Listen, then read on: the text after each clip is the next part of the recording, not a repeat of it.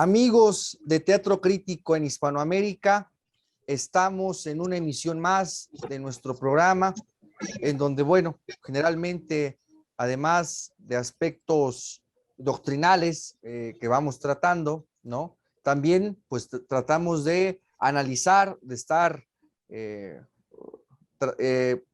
con la lupa en el día a día y en los fenómenos y acontecimientos que van suscitándose en nuestra región, pues al calor mismo de los acontecimientos actuales y de los fenómenos políticos que se van dando. Y sin duda ha causado una gran conmoción a nivel internacional, tanto en Hispanoamérica, en Estados Unidos, como en España, en general en Europa, pues la elección de Chile. Y no podíamos nosotros obviar este tema en Teatro Crítico para analizarlos desde nuestras muy particulares coordenadas.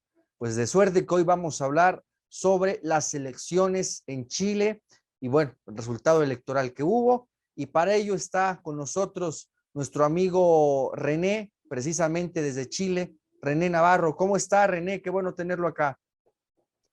Un abrazo, Axel, saludar a todos y a ti especialmente y en particular a Carlos, que hace poco estuvimos analizando el tema de las elecciones. Así que un abrazo a todos ustedes y a Teatro Crítico. Eso es. Y desde luego también nos acompaña nuestro amigo Carlos Mamani. ¿Cómo estás, Carlos? Buenas tardes, Axel. Buenas tardes, René. Y bueno, buenas tardes a la gente de Teatro Crítico.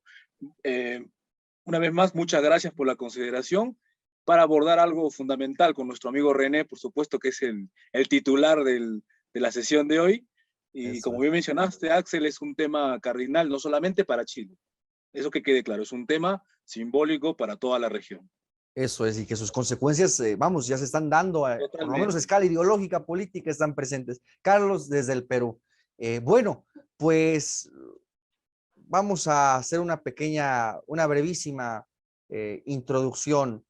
Eh, yo creo que el tema de Chile y eh, todas las opiniones que se mueven y los conceptos que están en boca de todos, de izquierda, de derecha, de ultraderecha, de centroizquierda, de socialdemocracia, obliga a un poco de meter de claridad en los conceptos y en las perspectivas. Yo creo que el tema de Chile, con toda la importancia que esto tiene, nos obliga a definirnos con toda claridad en dos planos, desde el análisis teórico de nuestras coordenadas teóricas que tenemos nosotros, que es, vamos, que tienen en común nuestra defensa de nuestras naciones políticas. Eso es lo fundamental. Esa es nuestra perspectiva general y desde luego que somos sumamente críticos de la evolución que ha tenido pues estas izquierdas indefinidas, que es lo que domina en nuestro continente, salvo excepciones como se puede ver. Pero por otra parte, además del análisis, digamos, de esas coordenadas teóricas que compartimos, yo creo que el tema nos obliga también a hacer una contrapropuesta, es decir, frente al discurso, en este caso, de las fuerzas políticas que se identifican con Boric, con todos esos con todas esas líneas programáticas y fundamentos ideológicos, también nos obliga a nosotros a lanzar una contrapropuesta desde nuestras coordenadas ideológico-políticas. Digamos que son dos planos diferentes. Y vamos, que aquí yo creo lo que tenemos en común los tres, se me ocurre, vamos a, lo podríamos denominar pues nuestro patriotismo hispanoamericano. Es decir, que partimos del respeto a la soberanía de cada una de nuestras naciones, de ahí de esta idea de patriotismo, de nuestro nacionalismo respecto a la nación política, pero que asumimos que Hispanoamérica conforma una región. Y en ese sentido, que tenemos o podemos construir un proyecto político en común. Y nada, pues dicho esto, yo creo que el tema, insisto, nos obliga a definirnos desde estas coordenadas. Carlos, yo te pediría ahora a ti, a expresa petición de René, que nos pidió que comenzaras tú. Eh, ¿Tú cómo evaluarías un poco también desde Perú? ¿Cómo evaluarías tú esta evolución que hubo de esas izquierdas indefinidas en la región?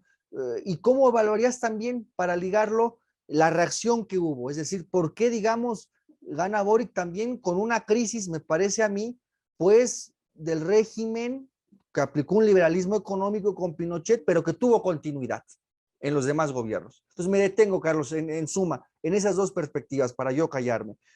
¿Cómo podría explicarse ese resultado electoral partiendo de las crisis y fracturas que generó en la sociedad chilena y en general en Hispanoamérica ese liberalismo económico que surge con Pinochet y hubo continuidad y qué cara nos da ahora el progresismo? ¿Qué dirías tú, Carlos? Bueno, en primer término, como bien mencionas, evolución, pero no sé si decir una evolución. Yo creo que más bien ha habido una involución de la izquierda. Eso, más precisamente, ¿no? Para empezar, diría que no se podría hablar de una evolución, sino de una involución, ¿no? Pasar de reclamos materiales, reclamos estructurales, ¿no? El tema de la pobreza, el tema de la desigualdad, son cuestiones estructurales. Ahora hablar, no sé, a pretender enarbolar causas eminentemente posmodernistas, etéreas, abstractas, ¿no? Ese es el común denominador de las izquierdas contemporáneas. El caso de Chile, como hemos tratado recientemente con René en un programa hace un par de días en Proyecto Patria, que lo titulamos de la mejor forma posible, creo yo, del neoliberalismo al progresismo. Elecciones en Chile 2021. Del neoliberalismo, los invitamos desde ya, al progresismo. Entonces, ¿qué ha pasado? O sea, Chile, eh, nosotros en Proyecto Patria, y igual mucha gente alrededor del mundo, incluso en Sudamérica y en el Perú, considera que Chile ha sido un laboratorio, ¿no? Se instala hace casi medio siglo el neoliberalismo a sangre y fuego, ¿no? Todos conocemos la dictadura, el periodo pinochetista, todo ese periodo muy triste para el pueblo chileno y desde luego para toda la región, porque después ese modelo neoliberal va a ser replicado también a sangre y fuego en todos nuestros países, ¿verdad? Pasan casi 5 décadas, casi medio siglo, desde el 73 a la actualidad, y vemos que hay un cambio, vamos a decir, un cambio paradigmático, ¿no? Pero que se entienda dentro del mismo liberalismo. No se ha dejado de ser liberal en ningún momento, ni tampoco dejar de ser capitalista. Evidencia de esto fehaciente podría considerarse lo que mencionó lo manifestado recientemente por el secretario de Defensa de la actual administración Biden, el señor Anthony Blinken, ¿no? Felicitando al nuevo presidente electo, Gabriel Boric, me parece que apellida.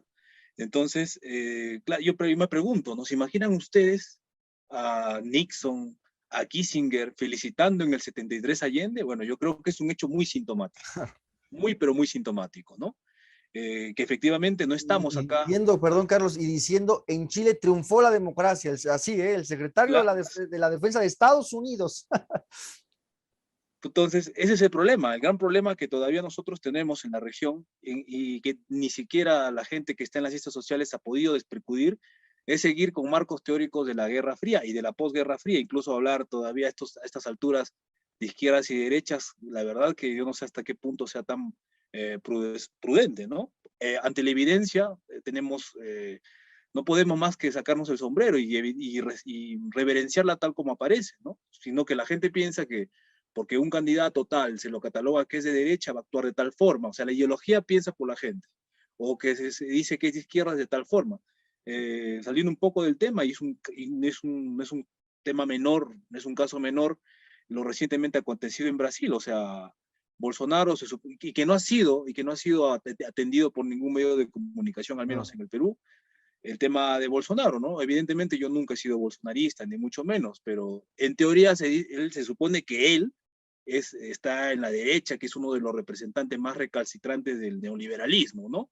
Que es el Lord Vader, ¿no? En palabras de nuestro amigo René, de la región y de todas las izquierdas, vamos a decir. Sin embargo, ha hecho algo inédito, ha hecho algo que ninguna otra izquierda progresista y no sé qué más ha hecho, ¿no? Cerrarle las puertas al FMI en su cara, ¿no? Entonces, son hechos, son hitos que nos impelen, que nos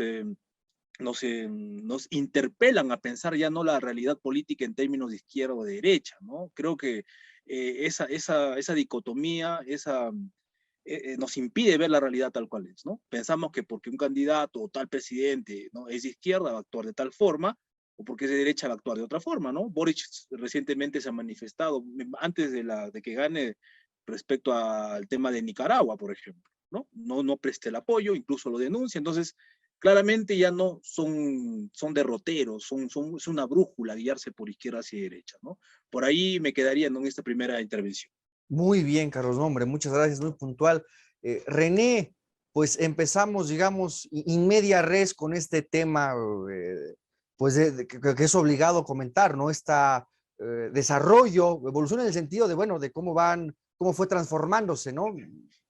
Pues esas fuerzas que ahora llaman de izquierda, pero yo quisiera ahora pedirle para ir, digamos, un poco más ordenadamente en nuestro programa. Son varios puntos los que queremos tocar, pero yo quisiera comenzar un poco remontándonos a antes de la elección, para explicar un poquito a nuestro auditorio el contexto. Y tal vez pareciera que me voy a ir a las calendas griegas, pero me parece que habría una raíz que explicaría todo esto, que me parece que, bueno, para escuchar yo le hago ese planteamiento, a ver usted que juzga, mi estimado René, que el régimen político actual, es decir, las instituciones, el orden todavía, digamos, constitucional, previo a la asamblea y la convocatoria de una asamblea constitucional que hubo, pues fue producto, junto también el régimen político, pero también junto con el tipo de modelo económico, pues fue producto, digamos, de la desestructuración del gobierno de Pinochet, me parece, ¿no? Que el régimen actual fue producto de esa desestructuración del régimen de Pinochet, pero que sin embargo, en el ámbito del modelo económico, de la política económica, hubo cierta continuidad, ¿no? Y que al final generó pues estos desequilibrios sociales acentuados y bueno, que pasó lo que pasó después. Yo le plantearía eso, René, para escucharlo a usted, un poco para explicarle a nuestro auditorio, digamos, esa estructura del Estado chileno. ¿Qué diría al respecto, René? Bueno, sí, efectivamente creo que es prudente remontarse al gobierno de Pinochet, al gobierno militar, pero sintéticamente yo me atrevería a retroceder un poquito más. Eso es. Retrocedería hasta el año 70, en que fue elegido Salvador Allende, y que desde mi punto de vista, uno de los conflictos graves que tiene Hispanoamérica y en Chile en particular, guarda relación con la forma específica de gobierno.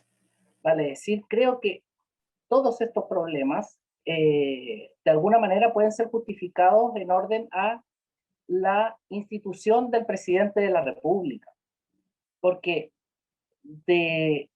si nosotros pensáramos en Hispanoamérica en un gobierno de corte parlamentario, nos hubiéramos ahorrado el problema del año 73, porque el gobierno de tipo parlamentario contiene dentro de su forma la separación entre jefe de Estado y jefe de gobierno, y que al momento de caer el gobierno no cae el Estado en su conjunto al personificarlo en la figura del jefe de Estado, que es el presidente de la República.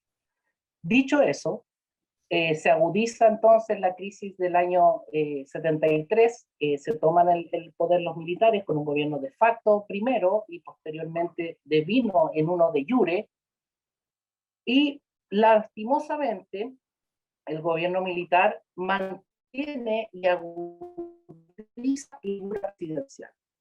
Esa crisis del año 73, para hacerlo más resumido, luego explota esto del año 2019, en donde teníamos un presidente de la República que hasta la actualidad, entre comillas, gobierna, si es que no es del gobierno, y al producirse las crisis, lo sano para mantener la autarcia, ¿cierto?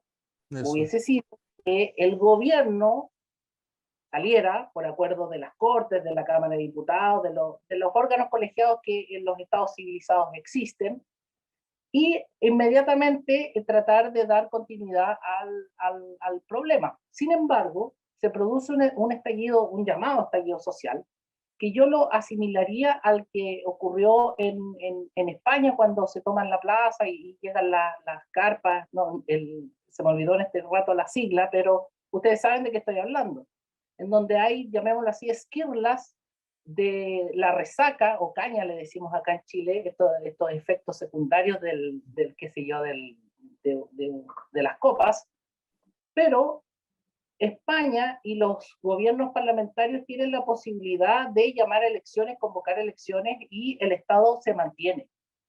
Si España hubiese vivido esa situación sin los resguardos constitucionales que tiene, créeme que estarían en este rato discutiendo también su constitución. Entonces, esto fue lo que pasó. Como no hay una estructura de gobierno parlamentario, en donde la gracia del sistema parlamentario permite que las disyuntivas políticas sean solucionadas por los electores, se produce esta olla a presión y en definitiva se aprovecha para modificar la Constitución, cuestión que no era solicitada por la ciudadanía. Decir que es el modelo de Pinochet es 50% verdadero, 50% falso también, porque el año 89 se hizo un plebiscito en donde participó hasta el Partido Socialista o facciones del Partido Socialista y de lo que en definitiva fue después el gobierno de la Concertación, con un 90 y tanto por ciento de la ciudadanía. Y no estamos hablando de elecciones, llamémoslo así, complejas como fueron las del plebiscito de noche. Posteriormente hubo más de 50 modificaciones a la Constitución. Y la última gran modificación del año 2006 fue firmada y rubricada incluso por el presidente Lagos. Dicho Lagos, eso, claro. decir de la Constitución de Pinochet yo creo que no es correcto, porque en Perú, y aquí está para que nos lo confirme, en Perú también se quiere cambio de Constitución, y en Perú no tuvieron a un Pinochet, claro, tuvieron a Fujimori y todo eso, pero no creo que sea asimilable a Pinochet. En Colombia también están hablando de cambio de Constitución, y en definitiva pudiéramos llamarlo en un malestar con el proyecto neoliberal. Yo creo que esa es la madre del cordero. Ahora bien, la explosión de la gente en ningún momento estuvo dado por el régimen de gobierno o, como decía, temas constitucionales, sino que eran cuestiones pragmáticas, pensiones, temas de salud, temas de educación, etc. Ahora bien, ¿cuál es la complejidad que se da ahora? Es que creo, a pocos días de haberse dado la elección, que lastimosamente no hay un equilibrio de fuerzas políticas, porque como la Asamblea Constituyente está por sobre el 75% con fuerzas, llamémoslo así, de una izquierda indefinida total, hoy día tendríamos un presidente electo que es el paradigma, yo creo que el día de mañana va a ser estudiado con las pautas de la izquierda indefinida, sin lugar a dudas. Me pareciera que pudiéramos estar frente a llamémoslo así, a un fundamentalismo democrático ya de manual, en donde lo que está detrás es una hegemonía que desborda los cánones tradicionales de izquierdas y derechas. Ya bien citaban ustedes el tema del apoyo de Estados Unidos y vemos que en realidad la hegemonía hoy día está en una, no sé si llamarlo izquierda indefinida, sino que en una indefinición total. Una indefinición total que busca, en términos de la posmodernidad, destruir los estados nacionales, destruir, sin lugar a dudas, la familia y la destrucción de los sexos. Yo creo que por ahí va el tema y todavía no tenemos las suficientes herramientas como para determinar que efectivamente hay intereses foráneos en, a mi juicio, la destrucción del Estado Nacional chileno. Yo por ello lo veo con cierto resquemor, porque de haber ganado el otro candidato, que yo no soy partidario tampoco de él, sin embargo, de Kast para nuestro auditorio. Sin embargo, creo que la elección, en este caso de José Antonio Kast, hubiese permitido de alguna manera para hacer esto que los anglosajones llaman check and balance. Ya, un equilibrio frente a esa asamblea, ¿no? Correcto, máxime, considerando que no se trata de una elección presidencial cualquiera, y lo hemos conversado en otras oportunidades. Si las elecciones presidenciales se constitucionalizan, no es una mera disputa respecto de ciertos planes y programas, sino que es una disputa respecto del orden institucional en su totalidad. Y si estamos cada 4 años discutiendo el orden institucional, entonces no vamos a poder hacer políticas de futuro.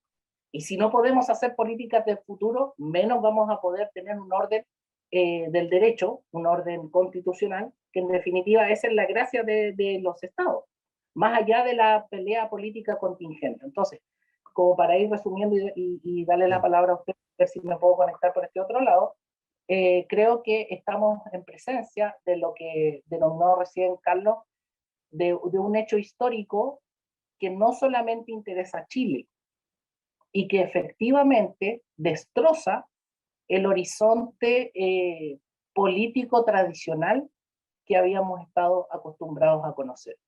Y para que los auditores de España puedan entenderlo aún mayor, esto se trata de la revolución de Unidas Podemos.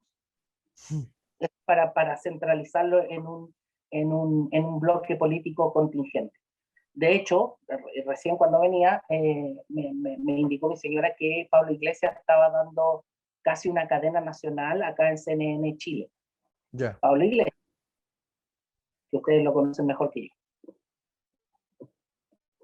Muy bien, René. Bueno, pues nuestro programa hoy no lo quisimos dividir como en 3 bloques, sino digamos en 7 puntos. Ya llevamos prácticamente 2 analizados, vamos muy bien de tiempo por la riqueza del tema. Sí, me parecía mucho mejor para nuestro auditorio ir tocando los diferentes puntos, aunque sea sumariamente. Si me permiten, haría una síntesis rapidísima de lo que aquí hemos glosado, ¿no? Que confluimos los 3 aquí presentes.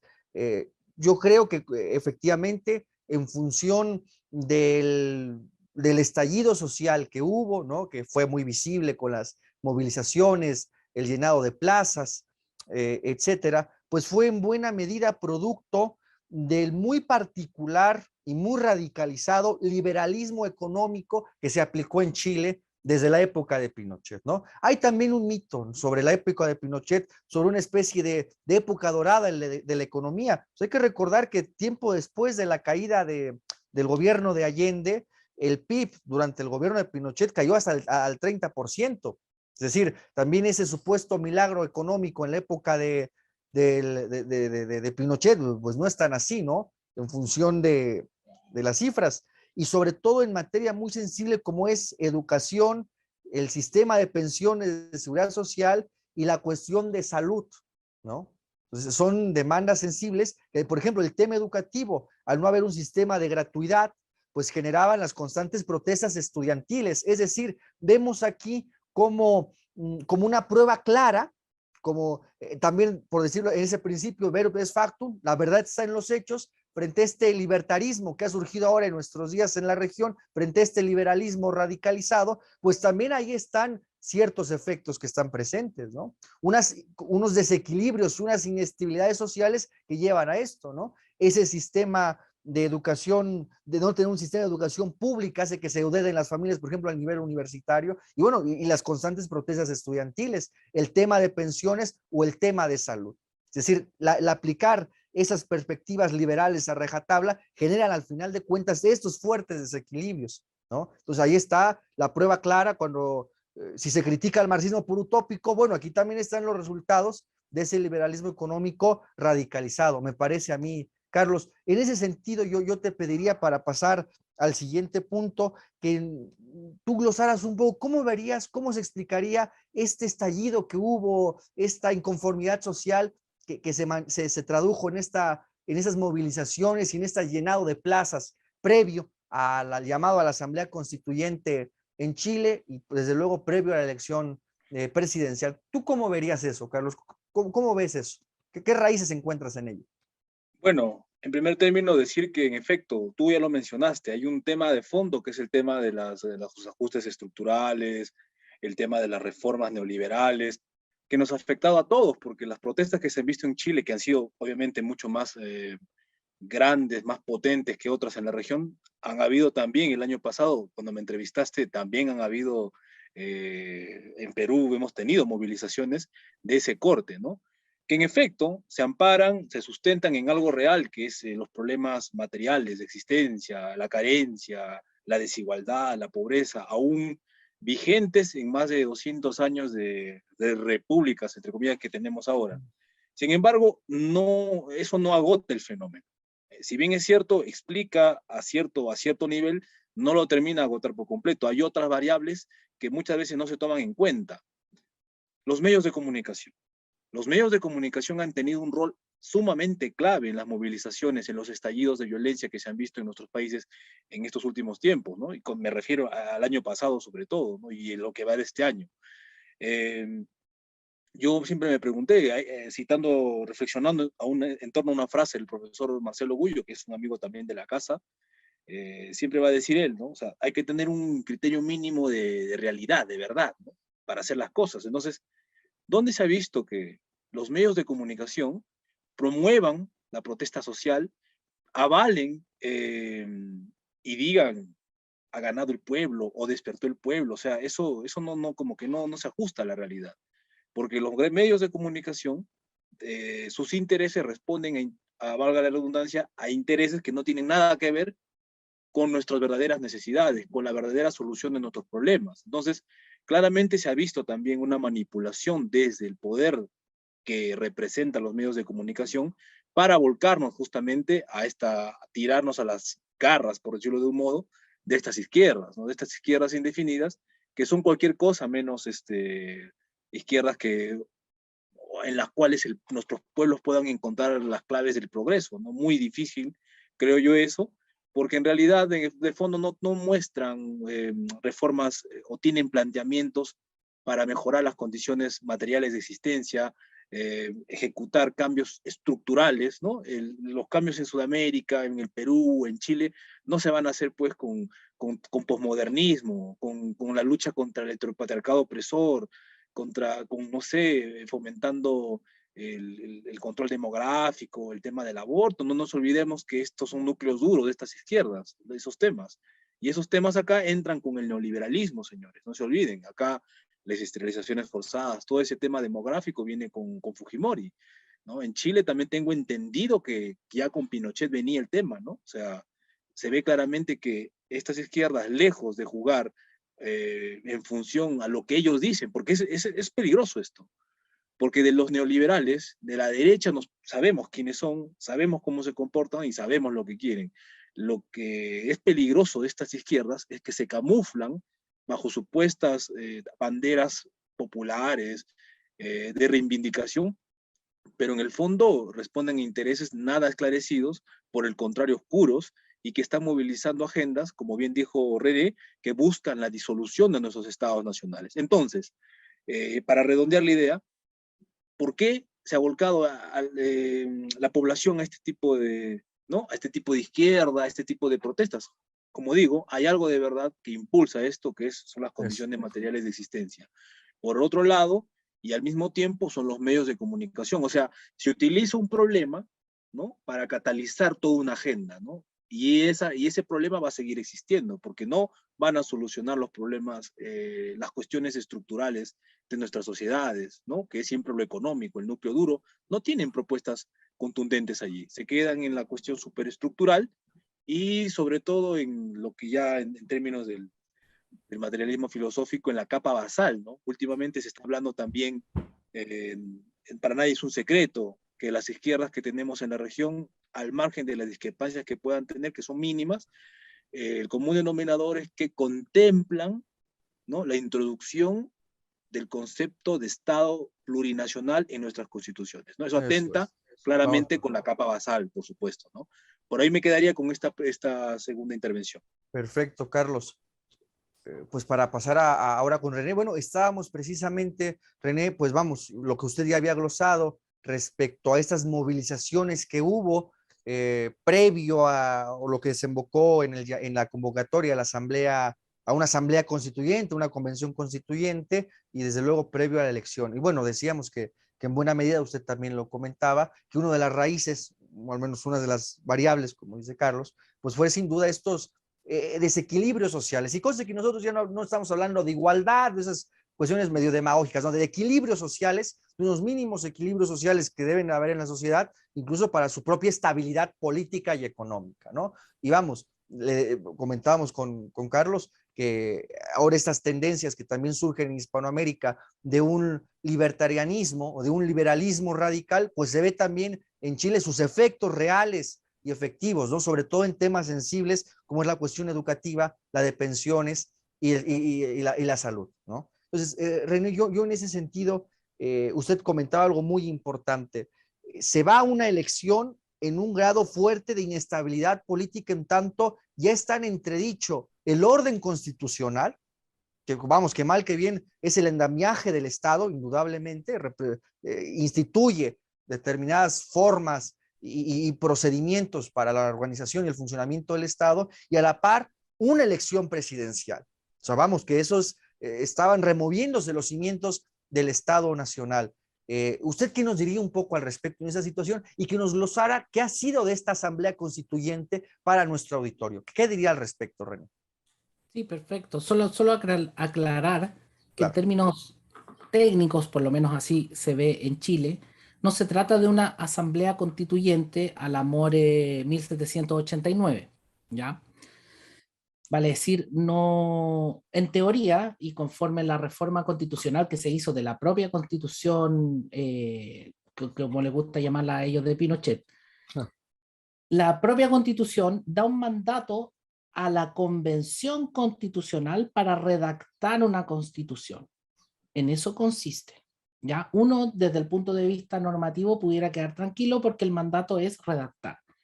Sin perjuicio de ello, al instalarse la convención constitucional, eligen a una presidenta que es ostensiblemente mapuche. Y cuando ocupo la palabra ostensiblemente no lo digo en términos peyorativos ni nada, porque pudiera ser cualquiera de nosotros chilenos, hay muchísimos mapuches, diaguitas, etcétera. Pero ella con indumentaria mapuche hace un saludo en mapudungun o mapuzungun, como se prefiere llamar, y en donde en esa misma instalación los constituyentes de la izquierda indefinida, junto con la izquierda, llamémoslo tradicional, impiden que se cante el himno nacional. Desde el punto de vista simbólico, yo creo que no tendría nada más que agregar.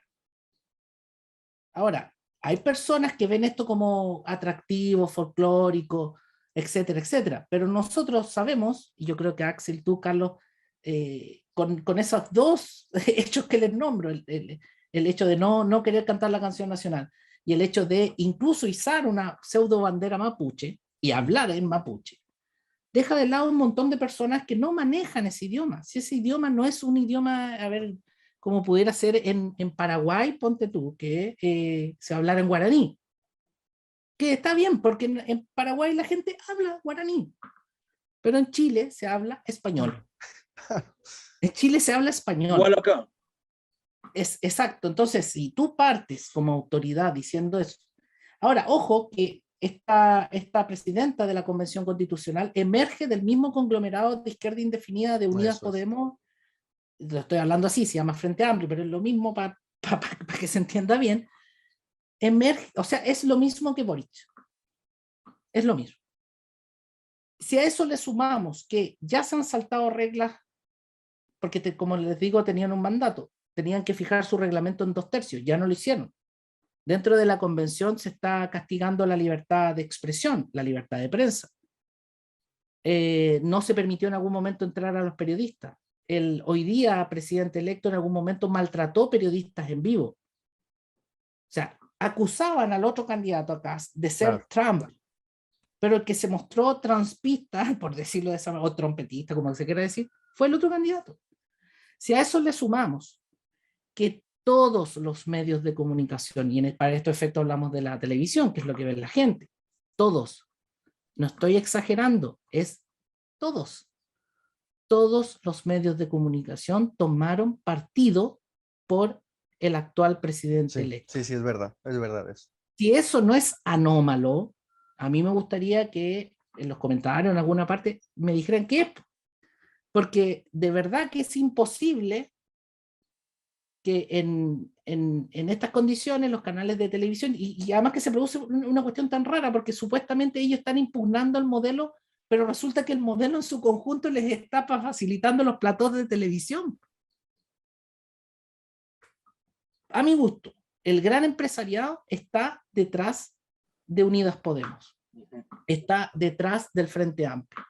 Y creo que la única manera de superar estas dificultades es que las fuerzas, si es que aún quedan, que rescaten nuestra tradición, más allá de nuestras diferencias particulares, no se unen de alguna forma, creo que va a ser imposible parar el tsunami podemita. Para que lo entendamos todos bien. Ahora, yo sé que, por ejemplo, en el caso de Perú, Castillo no es izquierda indefinida necesariamente, pero de lo que se ve ya ha sido cooptado por la izquierda indefinida. Eso es. Totalmente.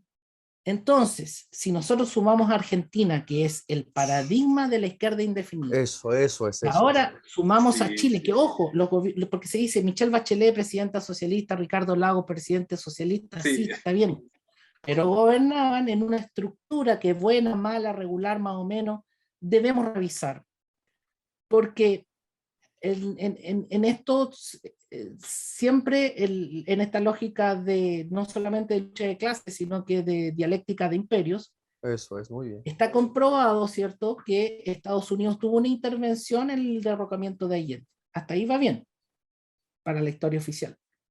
Pero también ya está comprobado que para el derrocamiento de Pinochet y la instalación de la democracia, de la misma manera que en España, también intervino Estados Unidos. Claro que sí.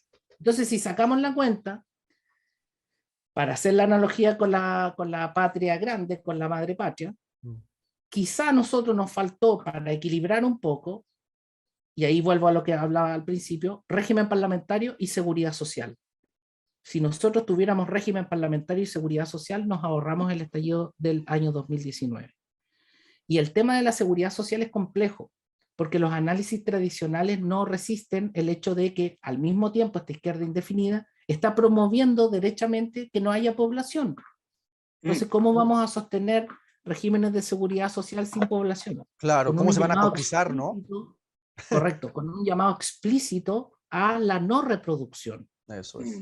Cosas que si tú me las hubieras preguntado a mí, Axel, antes del estallido del 2019, quizá yo te hubiera respondido con más pausa, más mesura. No, esto es alaraqueo de ciertos sectores fundamentalistas, pero al ver y vivir la rebelión de 2019, créeme que es así. Hay una intención positiva, así como la definición del dolo en el Código Civil, hay una intención positiva de que la población no se reproduzca, que ojalá sean solteros y vivan, pues solteros indefinidos sexualmente, por cierto, y que vivan con mascotas. Eso. Ese sería como el leitmotiv. Ahora, yo sé que para algunos mezclar el tema constitucional con esto tan banal que estoy diciendo ahora no tendría una conexión lógica, pero tiene la conexión lógica en orden a los postulados de indefinición Claro. que estos conglomerados políticos Y de una promueven. política demográfica que tiende a achicar a nuestros pueblos. Aborto, género. Lo que decía recién Carlos respecto al tema de la plurinacionalidad. Esa plurinacionalidad es el gatillo detonante de la balcanización que grupos terroristas hoy día han empezado. Eso es. Entonces, cuando con colegas comentamos, no, es que hay que irse del país, ya, y mi respuesta es, ya, ¿y para dónde te vas a ir? Porque si se van a España, están igual. Si se van a México, parece que también.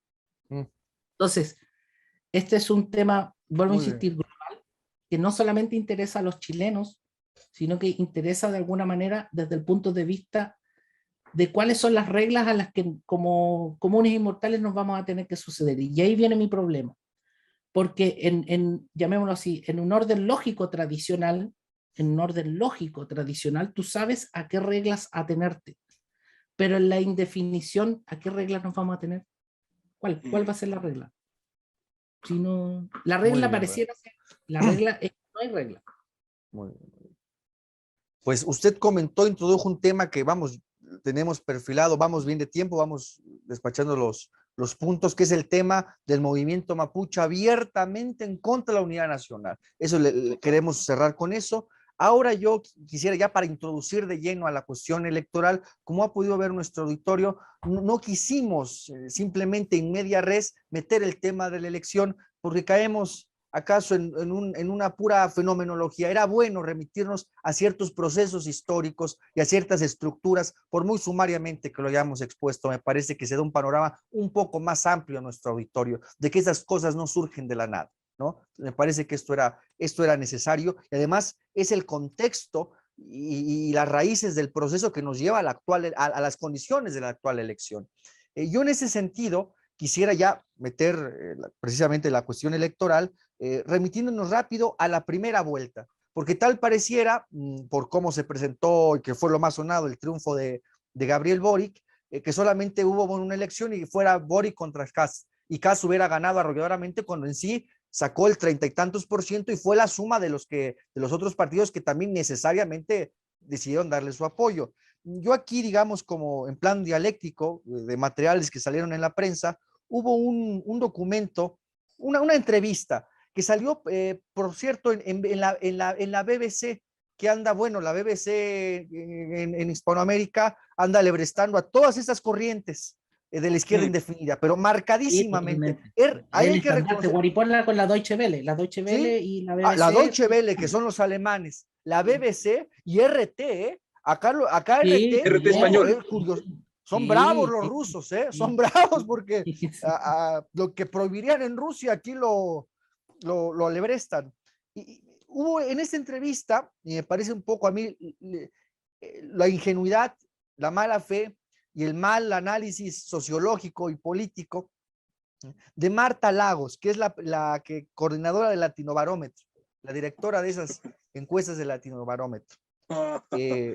Y lo que decía ella Es parte del equipo de campaña del presidente electo. Ojo además, con eso se dice todo. A lo que voy es lo siguiente, para yo callarme y escucharlos a ustedes, yo simplemente cooperar con esta breve reflexión. Ella decía respecto a la primera vuelta que todo era irregular, porque en la primera vuelta gana en primer término Kast. En la primera vuelta Kast saca me parece el 29%. Y Boric 27. el 27%, ¿no? Bien. Y entonces decía que cómo era posible, vean la estructura de análisis, cómo era posible, decía esta Marta Lagos, que en esa primera vuelta quien hubiera obtenido el mayor porcentaje era Kast, entendido como la ultra, hay que matizarlo, a ver si ahora podemos decir 3 o 4 cosas al respecto, pero entendido como la ultraderecha, el mal. Dice René Darth Vader, es el malo de la película aquella, ¿verdad? De La Guerra de las Galaxias. De la galaxia completa. Nunca la vi completa. Muy bien. Y entonces, bueno, decía ella, ¿cómo con ese estallido social que hubo en la convocatoria, una asamblea constituyente, cómo es posible que hubiera ganado Kast en buena medida en la zona donde está más marcadamente el problema con la inestabilidad de los pueblos mapuches y en medio de ese estallido social en contra del establishment, con esos términos que usan?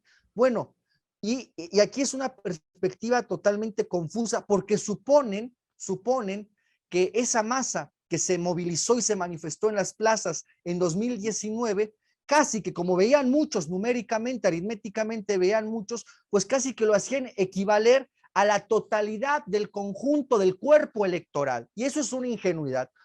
Aunque se movilice 1 millón en una plaza, suponer que en un proceso electoral eso se va a transformar en el 80, el 90 o el 95% del cuerpo electoral, eso es pura ingenuidad, ¿no? O sea, aquí Andrés Manuel en el 2006 llegó a movilizar a 2 millones de gentes y perdió la elección.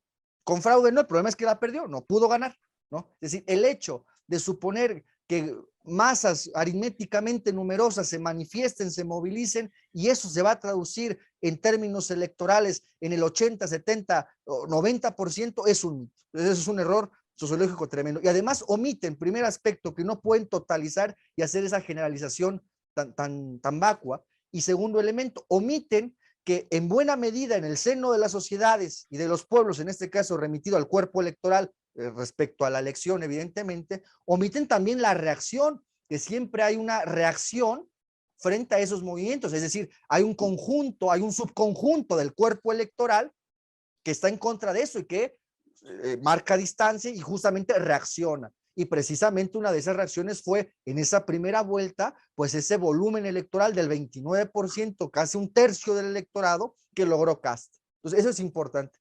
Como si porque haya una movilización muy numerosa, eso ya fuera el 100% del cuerpo electoral, y olvidan que el cuerpo electoral, es decir, los que efectivamente votan, pues son subconjuntos, ¿no? Son subconjuntos. Y un subconjunto siempre, generalmente, sociológicamente, pues siempre reacciona frente a estos movimientos de inestabilidad o revolucionarios, por llamarla así, de inestabilidad, mejor dicho, políticamente, y que generalmente tienden en sus pues, cálculos políticos que pueden hacer ese su conjunto electoral a posiciones, digamos, de orden, de mano dura, de mano firme, de identificar un candidato que tenga como atributos políticos el orden, la seguridad, la mano dura, la mano firme. Si son fenómenos que sociológicamente, políticamente suceden y omiten, ¿no? En este plan. Vamos, yo quería comentar esto para que, pues vamos, para un poco no confundir a nuestro auditorio, que esto me parece interesante. Yo ahora, y yo me callo, yo es lo que ahora quería decir, quisiera pedirle a René que nos glosara rápidamente, que nos dijera 3 o 4 cosas de los candidatos de la primera vuelta. Yo preparé aquí, voy a compartir pantalla, Mari, si me lo permites. Bueno, solamente para rellenar por mientras, señalar que el año pasado el presidente electo dijo que no estaba capacitado para gobernar. Le preguntaron a los periodistas, oiga, ¿y usted sería candidato presidencial? Y dijo, no, yo no tengo la experiencia, no estoy capacitado. Fue como arroz, sparring, como acompañante de lista en una primaria que hizo el conglomerado Pro Dignidad, que está conformado por el Frente Amplio, Unidas Podemos y un Partido Comunista, y ganó Boric, porque supuestamente era en contra de el Partido Comunista. Sin embargo, hoy día el que va a llevar la batuta del gobierno sin duda va a ser el Partido Comunista. Entonces estamos frente a un candidato que en definitiva hace poco tiempo no quería ser candidato, no decía que no tenía la experiencia. Después se presentó una elección que supuestamente la tenía ganada el otro, que era Jadwe, y resultó ser electo él, y en definitiva, después de haber perdido la primera vuelta, resulta ganador por un aumento de votos en la segunda vuelta. Prácticamente votaron en la primera 7 millones de personas y en la segunda vuelta presidencial aumentó a 8 millones, creo que 200 por ahí, cosa que es el 1.200.000 exacto con el cual el conglomerado del presidente electo logra el 55% al 45%. Ahora, yo quería decir algo pintoresco. Dale. Acá ciertos grupos de derecha están que comparan a Boric con Alan García, ¿no? Por el tema de 35 años, 36 años, que fue Alan García también asumió, fue el presidente más joven de la historia del Perú, ¿no? Entonces, se supone que desde esa perspectiva... Pero la Alan gente García estaba titulado. Ah, sí, eso sí. ¿No? Y Ya, pues, el venía presidente de electo no. Europa. Pues Bueno. René, mire, aquí preparé esta pequeña gráfica que son resultados preliminares, no son los finales, son los preliminares que los saqué No, del pero es que servicio electoral. son prácticamente los definitivos. Y lo que sí habría que señalar es que esta elección de primera vuelta corresponde a 7 millones de electores. Eso es. Entonces, En la René, segunda vuelta hubo 8. hubo 8. Entonces, fíjese. Entonces, mire, Y en rápido la para segunda ir vuelta, rápidamente, vuelta. en la segunda vuelta, rápidamente, Sí. a las 5 de la tarde aproximadamente, toda la izquierda indefinida estaba alegando que había complot del gobierno porque no había micros o buses suficientes para acercar a la gente a votar. O sea, estaban de alguna manera diciendo que había una trampa, ¿ya? Ahora, no sé qué trampa porque ganaron por muchísimo lugar. Ahora, muchos hicieron los cálculos señalando los porcentajes que tú estás mostrando en pantalla, ¿ya? Es. Y que en definitiva el factor importante lo constituye el que llegó en tercer lugar, Franco Parisi, un candidato presidencial que ya se había presentado varias veces. Le quisiera pedir, René, perdón que lo interrumpe, para ubicar nuestro auditorio, que nos explicara un poco también que el panorama político en Chile pues, es más amplio de esta dicotomía entre Kast y Boric, que nos dijera 3, 4 características ideológicas, políticas de los diferentes candidatos que están acá. Esto es lo que tenemos en nuestra pantalla para nuestro auditorio, son los resultados de la primera vuelta, como dice René, hubo un grado menor de participación. Mire, ¿qué le parece si empezamos con del menor porcentaje al mayor? Eduardo Artés, que saca el 1.47 y que, bueno, es, digamos, un marxista-leninista Claro, de la vieja escuela. clásico. ¿Qué nos diría al respecto? Rápido, 3, 4 cosas de Eduardo Artés. Bueno, Eduardo Artés es segunda vez que se presenta, obtuvo un poco más de votos que la vez anterior, con un discurso definitivamente más clásico, pero entre comillas, porque incorporó en su campaña presidencial el TODES. ¿Ya? Ojo con eso. El TODES ahí estaba presente, fuertemente. Y un marxista dogmático, porque defiende a Corea del Norte y todo, ¿eh? Correcto, correcto. Entonces, Bien. obviamente muy del lado de la estética del llamado estallido social y todo eso, ¿ya? Eso es, muy bien. Que por cierto, Ahora y bien, Eduardo Artés, en las Ajá. elecciones anteriores de hace 4 años atrás, lo dijo en uno de los debates, habló específicamente de un estallido social y lo describió tal cual como sucedió en 2019. Tal cual. O sea, habría que revisar los videos y todo eso. Pero no diría mucho más de Claro. Eduardo Artés, porque en realidad eso fue lo que marcó. Ahora, obviamente, todos los votos de Eduardo Artés fueron derechamente a Boric. En la segunda Claro. vuelta, no cabe duda. Pasamos con el siguiente. ¿Qué le parece? Marco Enríquez Ominami es un ex concertación del partido, un ex socialista que creó un partido propio, el PRO, que el año 2009 de alguna manera refundió el descontento que se graficó en un 20% aproximadamente, 20-22%, y que de alguna manera era la renovación. Sin embargo, posteriormente siempre se presentó a elecciones y cada vez fue bajando más, pero para centrarlo políticamente, Marco Enríquez Ominami es asesor de los gobiernos kirchneristas, asesor también en Bolivia, creo que en Ecuador, etcétera. Digámoslo así, grupo de Sao Paulo, completamente. De hecho, su partido o su organización tiene el mote literal de progresista, ¿no? Claro, el PRO, el Partido Progresista. Literal. En el caso de Yasna Proboste, a la cual tengo que ella es de la democracia cristiana, ¿no? Eso es interesante. Claro, tengo el privilegio de conocerla personalmente a Yasna, ¿ya? En mi trayectoria profesional me ha tocado hacer el informe y todo eso. Yasna milita en la democracia cristiana, pero en su comportamiento, llamémoslo de esa forma, como parlamentaria, porque ella fue ministra tanto de Lagos como de Bachelet, una política local de mi región, de la región de Atacama, y que en algún momento se mostró como muy laguista, llamámoslo así, muy del orden institucional, pero que después o coetáneamente el estallido tomó una posición absoluta y totalmente de izquierda indefinida.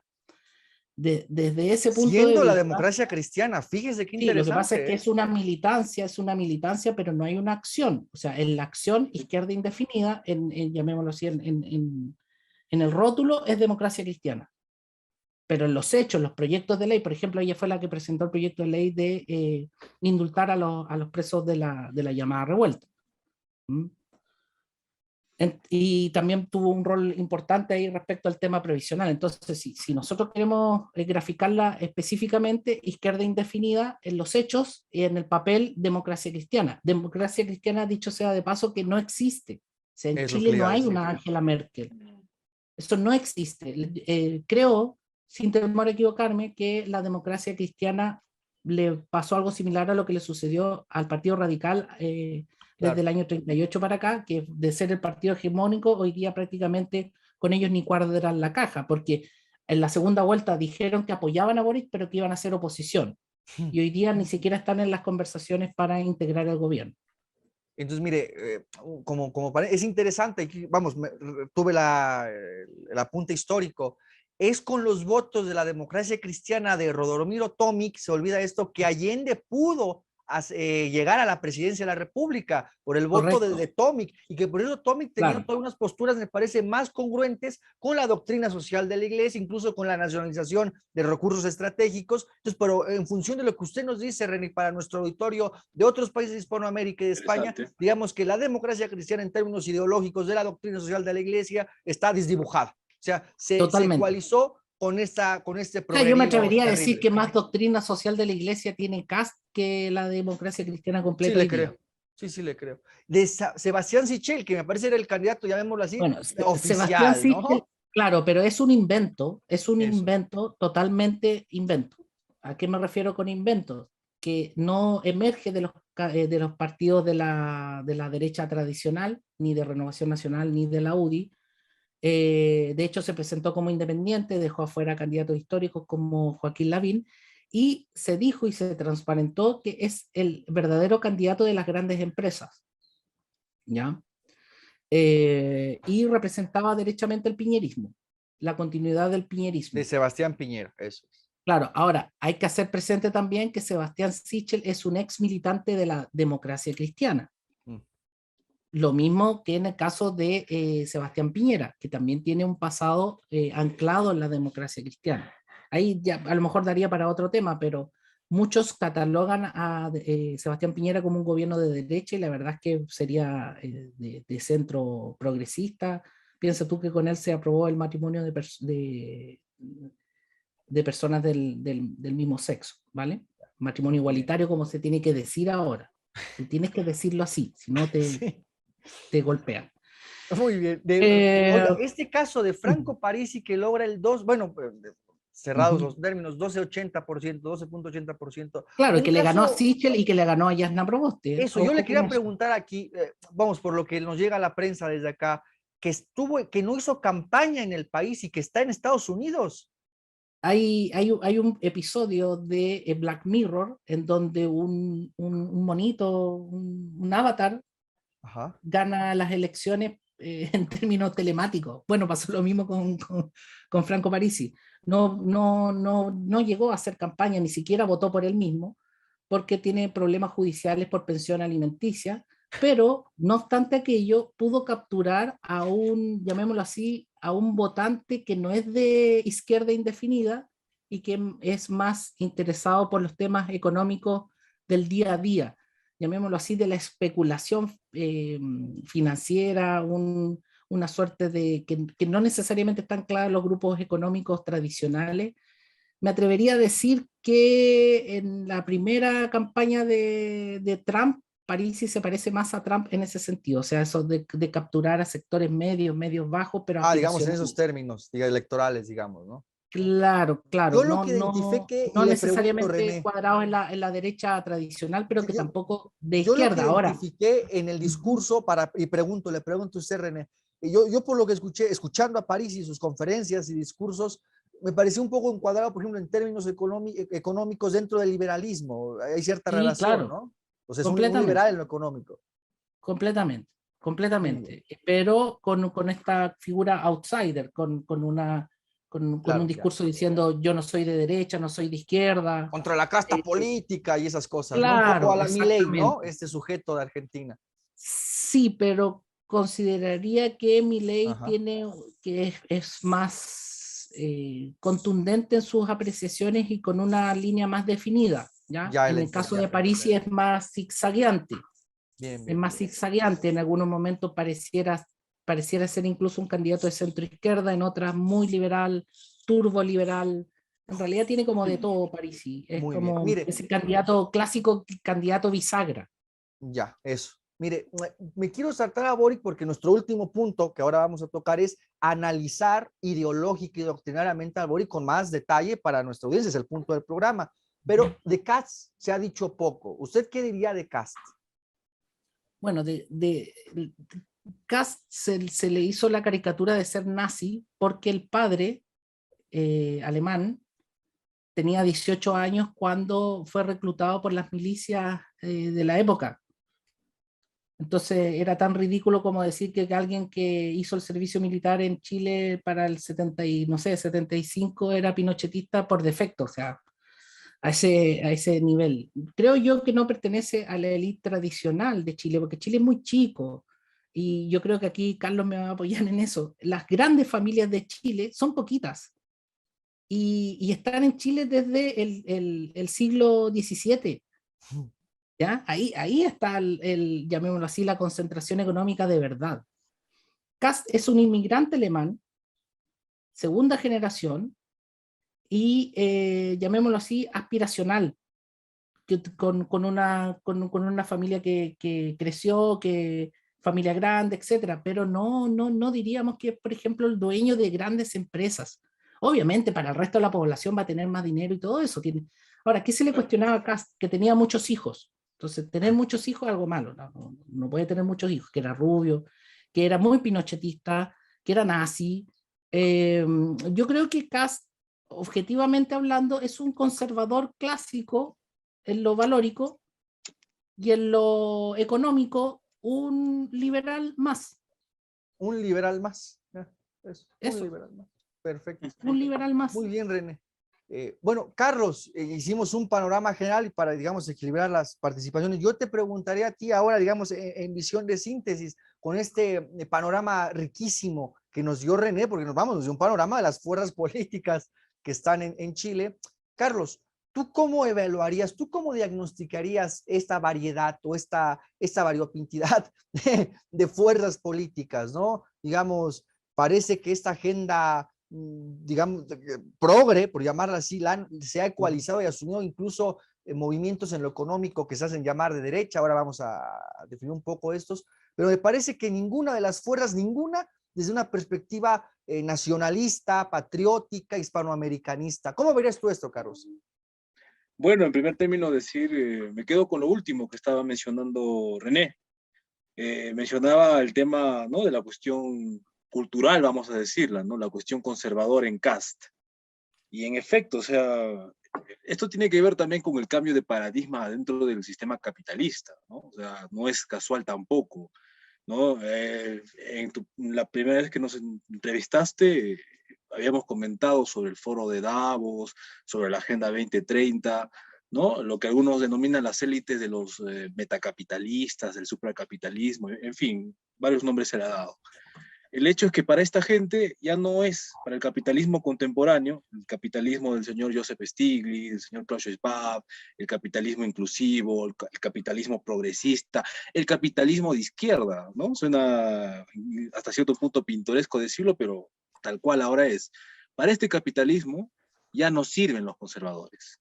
Así de sencillo. Por eso es que apoyan. Acá también mencionaba René que el apoyo ha sido unánime respecto al tema de las elecciones en Chile. Bueno, hace no mucho tiempo, aquí durante las elecciones también claramente se veía el apoyo que tenían los medios de comunicación por las agendas progresistas, ¿no? Se satanizaba a este señor, que sería un equivalente, ¿no?, con sus matices, por supuesto, a Kast, que es el señor López Aliaga, ¿no? Vamos a decir, Claro, sí, de aquel programa que hicimos, ajá, liberal en lo, ¿no?, en lo económico, hasta cierto punto, porque no sé cómo lo quería hacer, pero él hablaba de hacer industria, y siendo liberal así tampoco se puede, ¿no? Entonces yo no sé cómo manejaba ese tema, bueno, eso no me voy a meter ahorita, pero lo que sí era conservador, ¿no? Era estrictamente conservador en lo cultural, un hombre del Opus Dei, un hombre que según él, bueno, él no conocía mujer porque él pensaba en la Virgen María y cosas de ese tipo, ¿no? Más o menos así. Él estuvo en sus manos por un momento capturar la presidencia, ¿no? Sin embargo, por ciertos, sobre todo por errores que él cometió en campaña y que fueron maximizados por la prensa. O sea, la prensa claramente se veía que si había un momento en la primera vuelta, un enemigo al cual abatir era este señor. O sea, y sobre todo por sus posturas conservadoras, ¿no? Yo no soy partidario de él, yo tengo amigos que lo son, los saludo, pero ellos saben que yo no soy partidario de él, solamente Claro, estoy describiendo el fenómeno, eso ¿no? es. Veo que el tipo, todos los medios se le fueron encima, ¿no?, sin excepción.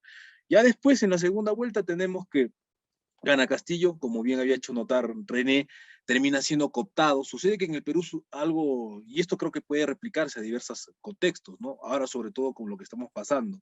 Un sociólogo, ¿no?, apellido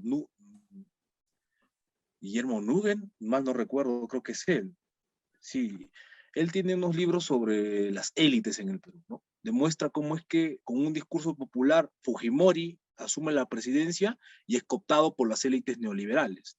Entonces es que yo diría que es uno de los más grandes exponentes, este sociólogo, respecto al estudio sociológico de las élites en general neoliberales. Pero ningún sociólogo ha hecho un estudio sobre las élites progresistas. Las Eso élites, es. las élites neoliberales simplemente cumplieron su función, ya no sirven más. Estos muy pocos lo están entendiendo, ¿no? Muy pocos lo están entendiendo. Este sociólogo, como digo, avanzó con eso, ¿no? Describió sociológicamente a las élites neoliberales. Pero él nunca va a hablar de las élites progresistas porque él también está dentro de ese círculo. Por eso enseña donde enseña, está donde está y lo premian como lo premian, ¿no? Obviamente. Entonces, de eso no se ha hablado. Esas élites están emergiendo, ya emergieron, y es un tema importante que hasta la fecha no lo hemos tocado en mi programa, el tema de las ONGs. Para allá vamos.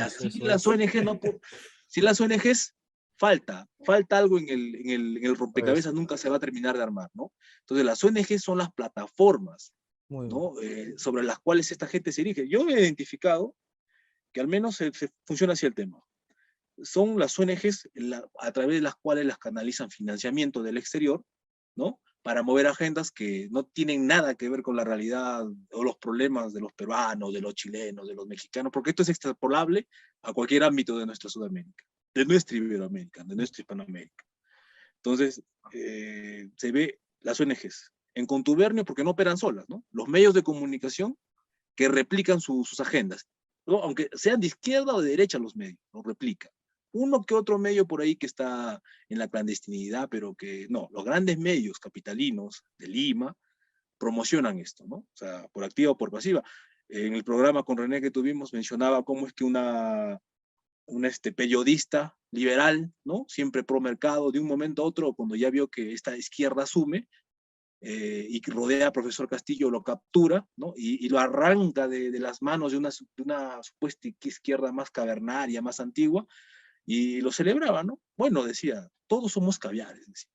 No nos hagamos problema, porque estaban, ¿no?, denunciando que el presidente Castillo había sido cooptado por los caviares. Entonces dijo, no nos hagamos problema, en el Perú todos somos caviares. Entonces claramente uno puede ver allí que esta gente que tradicionalmente se mueve dentro del neoliberalismo y todas las reformas estructurales y todo ese sistema que viene desde, por supuesto, desde el tema de Chile, ¿no?, que se expande en la región, ahora esta gente no se hace problema en decir que los caviares son aliados y que no hay ningún problema. Entonces, en ese contexto es que tienen que enmarcarse lo que estamos ahora padeciendo, ¿no? Cómo es que las izquierdas, lejos de evolucionar, han involucionado y ahora se ha convertido en algo hegemónico, ¿no? Porque lo mismo que se ve en Chile, se ve en el Perú, ¿no? Entonces, ONGs, medios de comunicación, las universidades, entre comillas, top 10, ¿no? Por ejemplo, acá tenemos, ¿no?, bien entrecomillado, católica, la Universidad Pontificia, Universidad.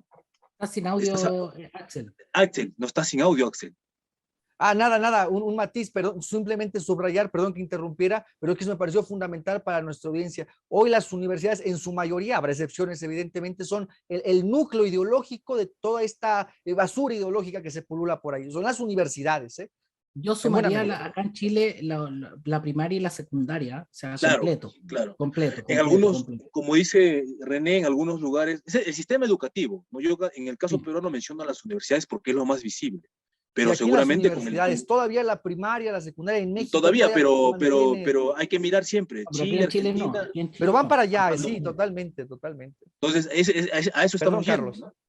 ¿no? Está bien, a eso estamos yendo, ¿no? Entonces, ahora, diríamos el sistema educativo, ¿no? En el caso de Chile, obviamente, está lo universitario y más gravemente el tema de la primaria, incluso desde el kinder, me parece, no sé. Pero acá en el Perú todavía se mueve el tema para que den cuenta, o sea, como digo, o sea, hay matices, hay niveles, cada país tiene su propio contexto, su propia coyuntura, ¿no? Si bien es cierto, estos marcos, estos modelos, estos esquemas que ahora estamos utilizando para analizar, ¿no?, las dinámicas ideológico-políticas en la región, son moldes, ¿no?, son esquemas que se pueden aplicar en cada contexto según ¿no?, sus matices. Entonces, claramente el sistema educativo acá, en general, no está tomado. En particular sí, y es más que suficiente, es la católica, la Universidad Pontificia Católica del Perú, entre comillas católica, que de conservadora no tiene absolutamente nada y que es ultra progresista y que alguna vez yo estuve por ahí y la verdad que la gente, esa gente de esas universidades, bueno, vive totalmente en una burbuja, ¿no? Viven como son de barrios acomodados generalmente, como que están totalmente desentendidos, ¿no?, de las grandes masas, de lo que piensa el pueblo, cómo piensa el pueblo. Entonces, viven en una burbuja donde lo que mencionaba René, lo que todos sabemos, ¿no?, el tema del género, eso es pan de cada día, ¿no? Tengo amigos, seguidores también del espacio de Proyecto Patria, que estudian allí y me comentan, ¿no?, chiquillos de 22, 23 años, que es una cosa alucinante, ¿no?, que profesores ya hablan de que el brillo del sol probablemente puede ser una construcción social. No, ¿no? bueno, A ese no. nivel. No, en serio, yo tengo grabaciones ahí de alumnos que siguen la página y ellos me cuentan ya cansadísimos, profundamente afectados porque se dan cuenta que están pagando, disculpen la expresión, pero por basura. pagan un montón de dinero para escuchar este tipo de cosas, ¿no? Que el sol es probablemente que sea una construcción social. Entonces, si se piensa eso del sol, de un hecho natural, ¿no? Que creo que no hay vuelta que darle, ya pues podemos imaginar qué se piensa de la familia, qué se piensa no, de todo lo que normalmente nosotros hemos conocido como algo convencional. Entonces, ONGs, medios de comunicación, universidades top 10, ¿no? Y no solo eso, qué bueno fuera que esa universidad quede ahí entre los profesores y los alumnos y listo, ¿no? Ya, pero no. No, porque de esa universidad, no ahora, décadas atrás, nos salen nuestras planas ministeriales, ¿no? Con todo ese chip. Entonces, por eso, o sea, con René en el programa lo comentamos. Muy bien. Habíamos llegado a una conclusión, o sea, tanto en Chile, en Perú, estas izquierdas ya estaban en el Estado, ya, o sea, vía las ONGs, no es que no, yo siempre lo he dicho, cuando tomen el poder va a ser una cuestión simbólica, porque ya sus agendas operan de manera transversal en el Estado, entonces también trabajan con los aparatos del Estado, ONGs, universidades, medios de comunicación y aparatos del Estado. Han colonizado el Estado desde las ONGs. Es verdad. Muy bien, pues vamos. Solo un apunte, disculpa. Adelante, René, por favor, claro. Yo solamente llamo la atención respecto de que los jóvenes revolucionarios votaron por un candidato que es apoyado por el gremio de los periodistas en su conjunto. O sea, ¿qué de revolucionario puede tener eso? No, lo desconozco, porque imagínate tú que en un estado cualquiera, en una nación cualquiera, el gremio de los periodistas manifieste públicamente su apoyo a un candidato, que es hoy el presidente electo. O sea, hay algo ahí que no está cuadrando mucho, porque se supone en abstracto que el periodismo debiera, que todos sabemos que tiene línea editorial y todo lo que tú quieras, pero el gremio completo del colegio de periodistas manifestó su apoyo al candidato electo. Entonces, ¿quién tiene la hegemonía? ¿Quién tenía el poder incluso antes de la elección? El que ganó. Claramente.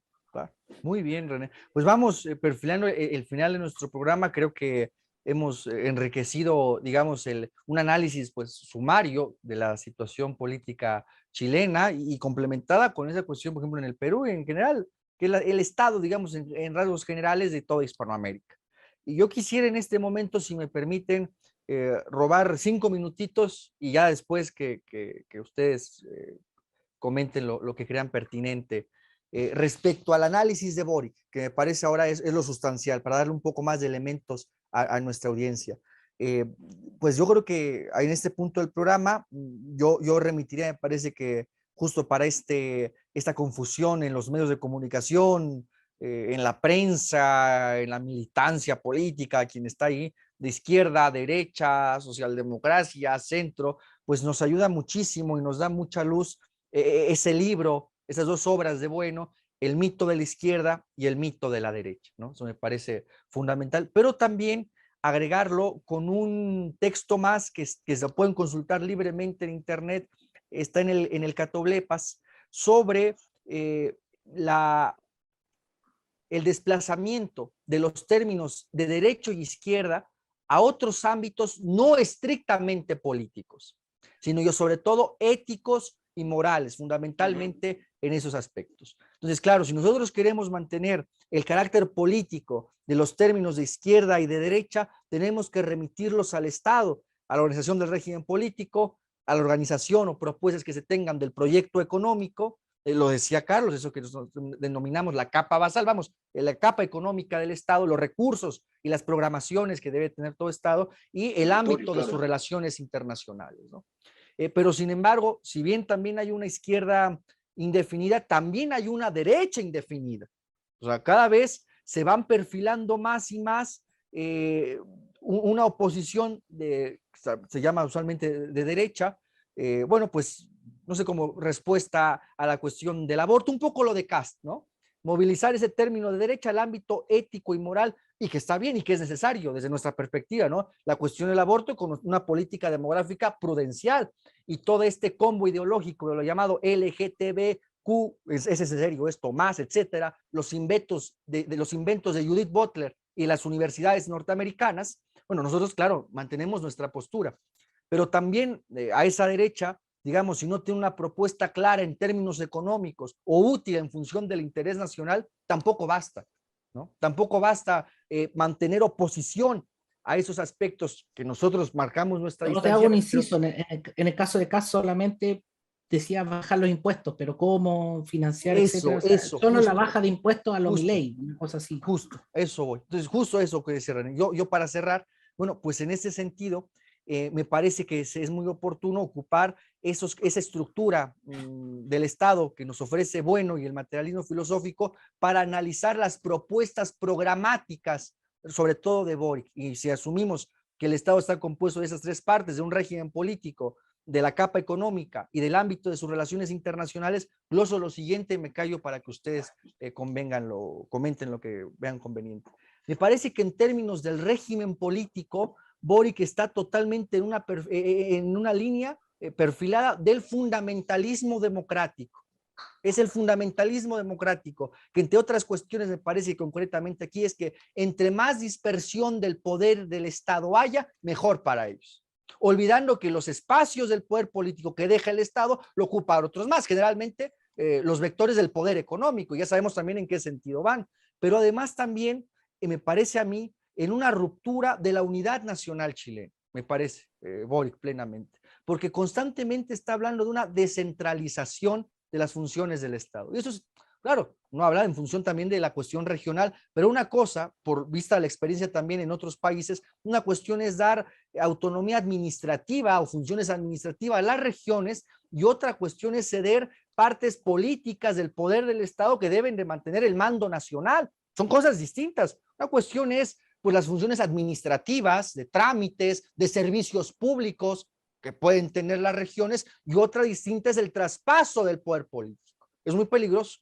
Por ejemplo, en España, el régimen de las autonomías o el federalismo en México, que por ejemplo, un caso concreto, estábamos aquí en plena pandemia del COVID y la gente del estado de Chihuahua, el gobierno del estado de Chihuahua, se llaman incluso estados, que es del Partido de Acción Nacional, no le mandaba ni cuántas camas había, ni en qué se habían gastado el presupuesto al gobierno nacional. Pues vamos, esos son problemas reales.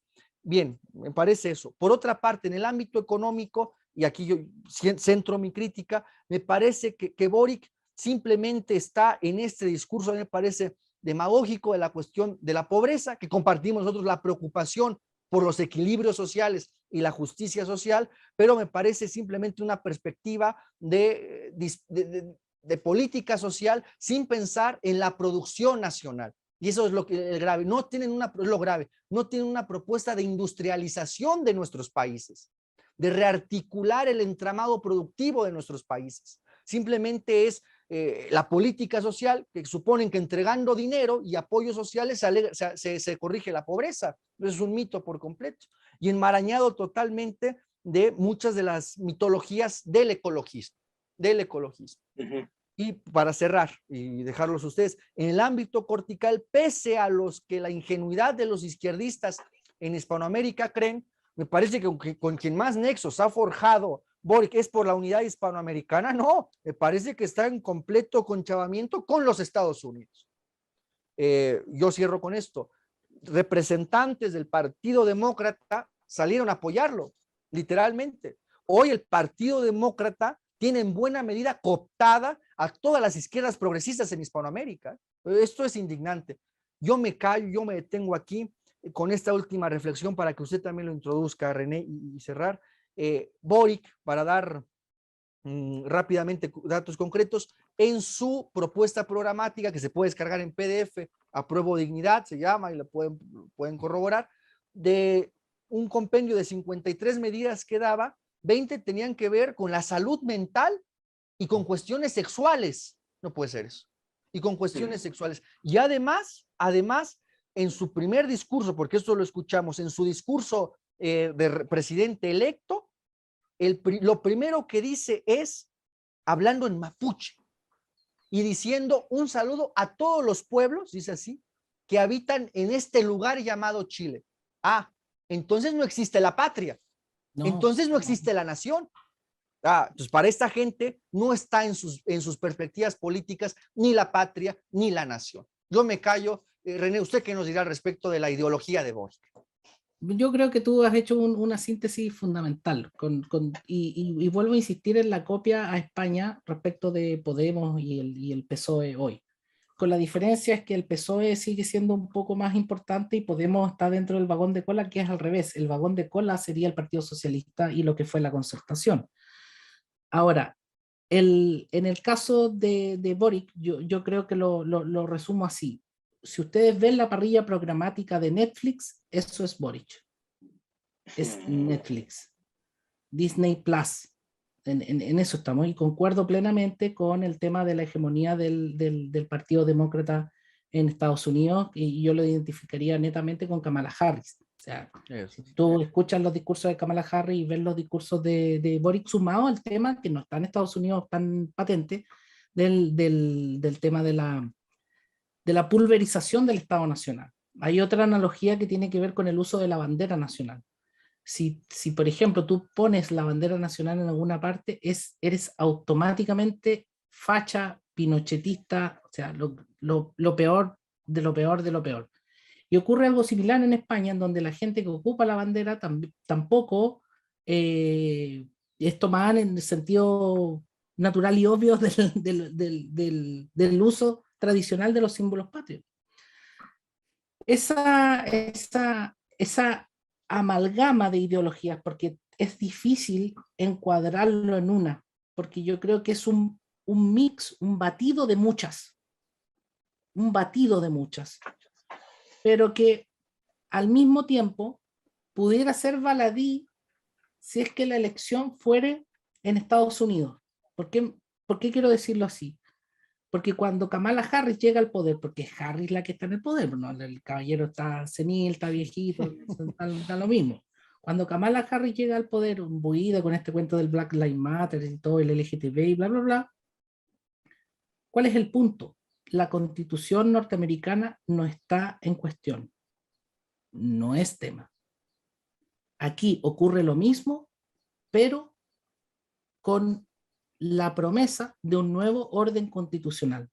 Entonces, ese nuevo orden constitucional va a venir dado por las figuras de Loncón y Boric absolutamente de la mano y sin una oposición y con un apoyo completo e irrestricto de la Organización de Naciones Unidas y de, obviamente, Estados Unidos, porque no también RT en Rusia está totalmente arriba de ese balón, y lo mismo en el caso de la Deutsche Welle alemana. O sea, si quiero resumir para no ocupar todo el tiempo, Claro. todos están interesados en que Chile se convierta en un estado de izquierda indefinida. Si es que puede ser ocupada la palabra estado. Porque ojalá no sea eso y solamente se trate de un lugar en donde cualquiera pueda tener su autonomía, incluso me atrevería a decir de autonomía física de cada uno para seguir consumiéndolo más tranquilamente. Y te vuelvo a insistir que esta sería la hegemonía de Netflix. Muy bien, René. Carlos, para cerrar, que nos apremie el tiempo, ¿cómo caracterizarías tú la ideología de Boric en suma? ¿Cómo verías este nuevo presidente electo?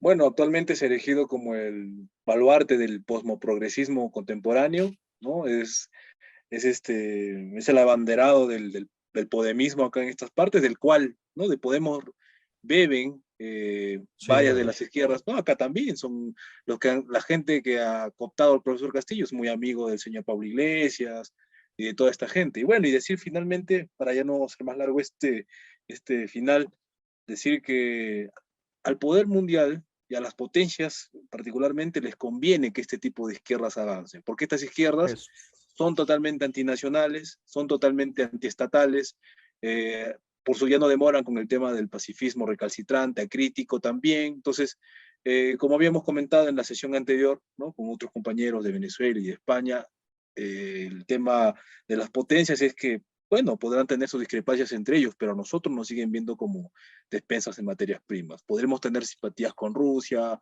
con China hasta cierto punto, ¿no? Incluso con el clásico Estados Unidos, de repente, en su forma en cómo se construyó como país potencia. Esto muy bien lo ha explicado el profesor Marcelo Gullo. Pero independientemente de eso, de esos procesos, nosotros seguimos siendo despensa de materias primas. Entonces, ¿qué mejor para este nuevo orden que tener países gobernados por estas izquierdas indefinidas, antinacionales, ¿no? Que son totalmente, ya mencionó René, ¿no? Cuál es su programa de gobierno, ¿no? Centrado, hipersexualizado. Entonces, es el posmodernismo que ha tomado la política, y eso nos va a tener consecuencias muy graves en el futuro. Claro. Si una izquierda no se ancla en lo nacional, simplemente no tiene futuro, ni el país ni la región. Eso es la clave. Vamos, pues hemos llegado a la conclusión de nuestro programa. Creo que lo hicimos en un buen momento, es decir, ya con el resultado electoral ya tenido, y además con unos 3-4 días para ver cómo se acomodaban las cosas, ver qué decía, vamos, que ya teníamos elementos por lo menos para corroborar lo que ya sabíamos, pero que fortalece nuestros argumentos, ¿no? Somos dialécticos en ese sentido. Y yo simplemente quiero terminar con esta última reflexión y ya, no quiero abusar del tiempo. Pues miren, me parece a mí que frente a lo de Boric, a mí me parece que lo de Boric ya marca un punto muy importante, porque es el ascenso ya de estas izquierdas indefinidas, que no está en su mente ni el Estado nacional, no solo está en mente, sino que actúan en contra de la nación, en contra del interés nacional, enmascarado del abortismo o del ecologismo o de cualquier otra demanda vulgar que no esté en función del interés nacional. Nos obliga a definirnos y nos obliga frente a esa derecha liberal, ¿no? Y frente a esta izquierda indefinida, a abrir una tercera, un tercero en discordia, una tercera posición, digamos, en ese sentido, que me parece es precisamente la nuestra y que no está, y que hoy nadie recupera. Y yo creo que es nuestro deber, ¿no? Desde nuestro radio de acción, ir empujando, que es, vamos, de este patriotismo hispanoamericano, que en resumen me parece tiene 4 aspectos centrales. En el ámbito político, el fortalecimiento y defensa de nuestro Estado nacional, porque sus estados no los debilitan, ni el ruso, ni el yanqui, ni el chino, y el nuestro sí. A los nuestros sí no los quieren dividir, a los nuestros sí no los quieren pulverizar. Y encontrar la fórmula política capaz de que logre una continuidad a un proyecto diferente. En México dependerá de cada país, pero por ejemplo el partido político permitió en México mantener durante 50 años la continuidad de un proyecto nacionalista e industrializador, porque son cosas que no salieron en 6-4 años. Y además que me parece fundamental que se tienen que ganar también a un sector del ejército. Siempre en nuestros ejércitos hay sectores nacionales, ¿eh? Por ejemplo, Carlos ha entrevistado a sectores nacionalistas del ejército peruano, que es increíble eso. En el ámbito económico, 2 cuestiones centrales me parecen. La industrialización. Sin industrialización vamos a seguir siendo esos expendedores de materias primas. Así será siempre. Y a su vez ligado a una cuestión de un equilibrio social, ¿no? Esta idea de justicia social, incluso desde como le expone Bueno, digamos Bueno lo expone así, la autaxia y la justicia, como ideas diferentes. La autaxia es la conservación del Estado, es decir, es la totalidad del Estado, ¿no? Y la justicia tendría que ver más bien con las partes sociales que está conformado ese Estado. Y nosotros queremos un reequilibrio, porque si no ya vemos lo que pasa, incluso también en términos de política económica, de no mantener un subconsumo que atrasa nuestras economías. Es decir, nuestra industrialización y esos equilibrios sociales. Y en el ámbito internacional me parece que no queremos quedar ni bajo la ejida norteamericana, pero tampoco bajo la ejida de China. Tampoco lo queremos, ¿no? Simplemente miren, en la propaganda que nos llega del Partido Comunista Chino, ¿qué dice hoy? En defensa de la globalización. Increíble, claro, la suya.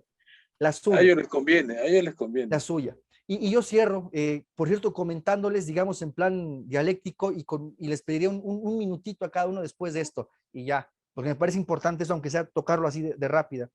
En la pluralidad del mundo, pues resulta que Lula en una entrevista, Luis Ignacio Lula da Silva en una entrevista que da en Argentina, dice esto: nosotros no queremos quedar bajo el control de Estados Unidos, digamos, la posición normal, pero dice, pero tampoco de China ni de la Unión Europea, propuesta de Alberto Fernández del Mercosur con un TLC con Europa. Y además dice, tenemos que apostar a nuestra industrialización, porque han apostado a acabar con nuestra industria nacional. Y dice, el PIB de Brasil conmigo era del 30%, con Bolsonaro es del 11%. ¿No? Es interesante. Y encima dice que hay que formar un banco del sur, un banco de desarrollo del sur y un comando sudamericano de defensa, un consejo sudamericano de defensa.